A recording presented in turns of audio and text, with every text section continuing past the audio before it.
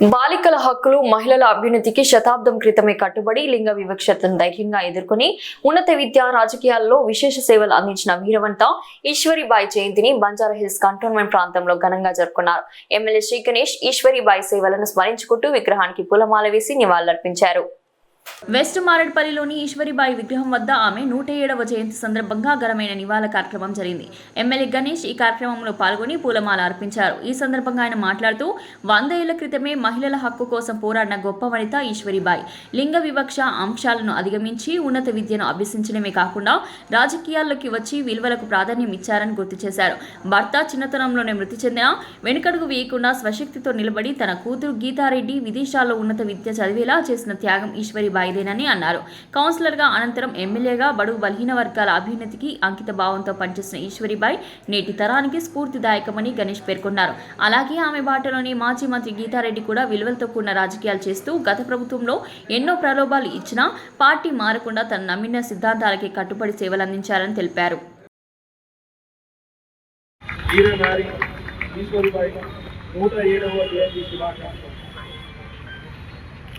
సంవత్సరాల క్రితం మహిళల మీద సమానత్వం ఉండేది కాదు, అసమానత ఉండేది, అంచివేసేవారు. అలాంటి పరిస్థితుల్లో జన్మించి ఒక పేద దళిత కుటుంబంలో జన్మించి కౌన్సిలర్ ఎమ్మెల్యే దాకా ఎమ్మెల్యే నుంచి ఒక నేషనల్ పార్టీకి ప్రెసిడెంట్గా కూడా వారు చేసి చాలా మందికి ఆదర్శంగా చేసిన వ్యక్తి మన ఈశ్వరీబాయి గారు. చిన్న వయసులోనే వారు భర్తను కోల్పోయారు. కోల్పోయినాక చాలా మంది ఏం చేస్తారు, ఇంటికి పరిమితమవుతారు, అధైర్యపడతారు.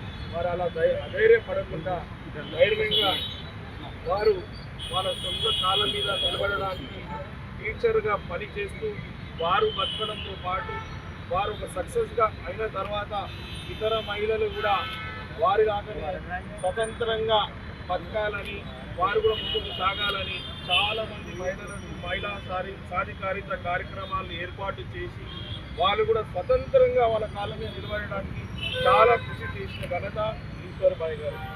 అన్నిటికన్నా ముఖ్యం విద్య అని భావించి విద్యతోటి చాలామంది జీవితాలు బాగుపడుతుందని విద్యా సంస్థలు ఏర్పాటు చేసి చాలామందికి విద్య నేర్పించిన ఘనత కూడా ఈశ్వరీబాయి గారు. ఇదంతా సామాజికంగా వారు వ్యక్తిగా ఎన్నో సేవలు అందించి మొదటి దశలో మన తెలంగాణ రాష్ట్ర పోరాటం గురించి కూడా ముందుండి పోరాటం చేసి వారు జైలు కూడా వెళ్ళారు. వారు సామాజిక సేవలతో పాటు వారు చేసిన దానికన్నా ఇంకా గొప్పగా ప్రజాసేవ